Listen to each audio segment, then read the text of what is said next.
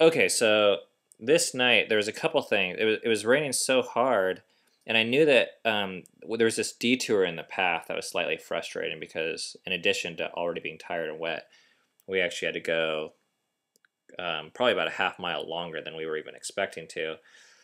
And we also knew that we had another suspension bridge coming, which, in my mind, if it was anything like the previous suspension bridge, I actually thought about just pitching our tent on the side of the path because with it pouring down rain, I was not interested in crossing a slippery bridge in the dark with 4 children again. It seemed actually just too risky for me. But we came to the bridge, and it actually ended up being not as scary as the first one. And still daylight. And there was still daylight.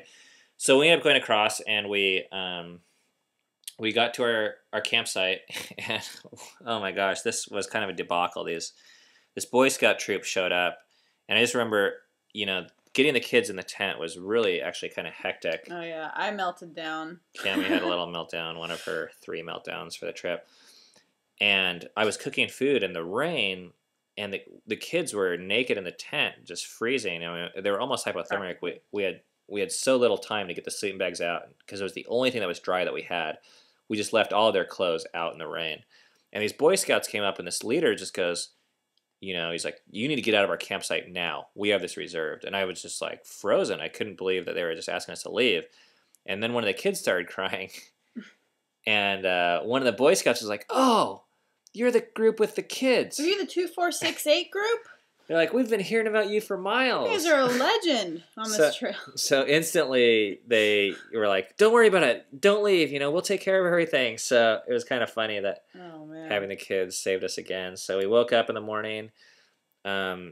This was not a long day, but it was a very steep day. Mm-hmm. I think the second highest elevation going up to Mystic Lake. The sun came out for a little bit. So here's where we went to Mystic Lake Cabin, and Ranger Caitlin from the previous night had actually said, "Hey, if you make it up to here, you can stay with me again at this cabin, maybe." So this was one of our things we were offering the kids. But this is the morning after we woke up from the wet night. All right, what are you up to? Trying to make things as much dry as possible, which is pretty impossible. So tell me a little bit about last night. Oh, I think it might have been the worst night. Because we hiked in pouring rain the whole day, probably like 8 miles, maybe 9, I don't even know. Finally got into camp at, 7:30 or something like that, pouring rain. So we had to hurry up and get the tent up. We were all just drenched. And it was horrible. So I had this pack towel that, we were up all night long just, and Memory was crying because I think she got frostbite on her feet, just really mild, but when her feet started to warm up, it hurt. And we were draining water from the tent all night long. But the nice thing about it was, I think the next day was a little drier. Was it? I think it was a little drier. Well, the sun came out, at least towards the end of our hike. So here's Devonine on a bridge. Yeah, I think it was... Suspension bridge!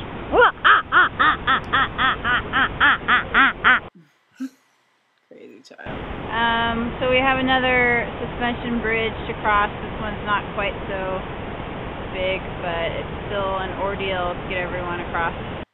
So we had already crossed this bridge the day before, but here's the second suspension bridge, and you can tell it's kind of clear this time. So it wasn't as big of a deal. And this was the river that the suspension bridge went over.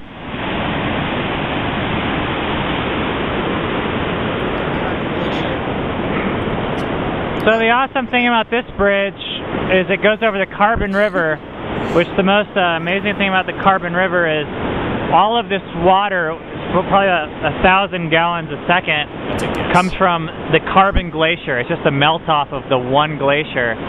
It creates this entire river, which flows most of the year. So here's the bridge that goes over the Carbon River from the Carbon Glacier. That's your geology lesson for the day. And when it was clear, you could actually see the Carbon Glacier, the tip of it, from the bridge, but you can see it's foggy, so this is 7 crossing the bridge, and here's me with Memory on my shoulders. So that's actually the tip of the Carbon Glacier there. You can see on the top it looks, you wouldn't know it was the glacier unless you saw the side of it, because the top just looks like it's dirt. But it's actually huge. We got quite a few pictures of it because it was just incredible looking. This is massive glacier. It's the only glacier that's actually growing on Mount Rainier. This is me for a moment when the sun came out. It was unbelievably exciting. You would have no idea. And this is oops, sorry, I'm gonna go back. This is once again a shot of the Carbon Glacier, and you can see the river kind of coming out of it on the top, the bottom right, sorry, and you can see some of the caves. So just huge. I mean, I think that thing was probably 200 feet or so. Just massive geologic formation. This is just passing by beautiful waterfalls.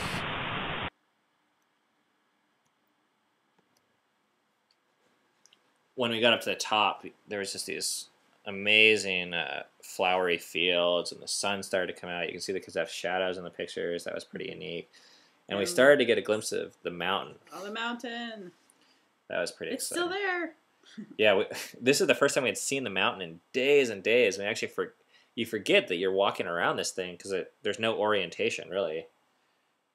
So here's memory on my shoulders. We just walked through that field that's behind us there.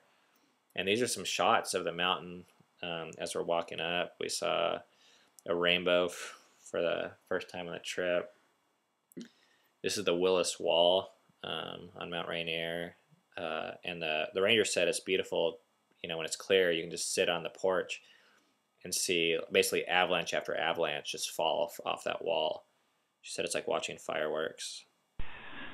What's going on? I'm tired. I need to take my pack off.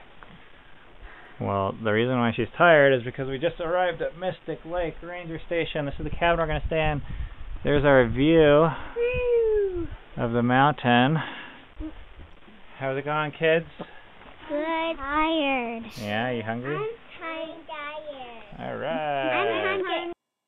Tired. I'm hungry. So one thing, you know, Dove and Eden walked the entire distance. They walked 93 miles, and all three of the kids carried packs. Cammy carried Seven's pack for a little bit. Seven probably I'll bet he walked. probably walked 85 miles. He probably walked Or 87 more. miles. Yeah. Yeah, I probably carried him 5 miles. So, I mean, it was pretty amazing. Dove carried both sleeping bags and all the toilet paper. Here's another view of the mountain. So the whole day we were telling the kids if we keep on going, we might be able to stay at the cabin. And this is us drying our stuff off out front, waiting for the ranger, but she ended up showing up and letting us stay there.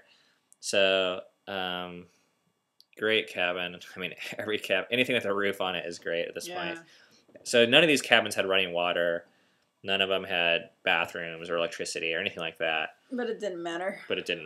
It was walls and a ceiling, and this is the loft that we slept in. And these are the kids enjoying being in the cabin after a long day. Okay, it is hailing out here. There's hail on my feet. There's hail outside, but we are in the toasty cabin with Ranger Caitlin again. Check this out. That's our fire for this emergency. So it was so awesome to be in a place where you could actually relax and dry off. And it was so hot. You can see the kids are sitting on top of their sleeping bags. So it was like a sauna up there, but it was amazing. So that was the end of day 10 or 11, I believe. Who knows anymore? Yeah, that was our last night. That was day 11. We didn't know that. Yeah, we didn't know this yet. So we changed our itinerary once again tonight, and we're going to start off the next segment with day 12.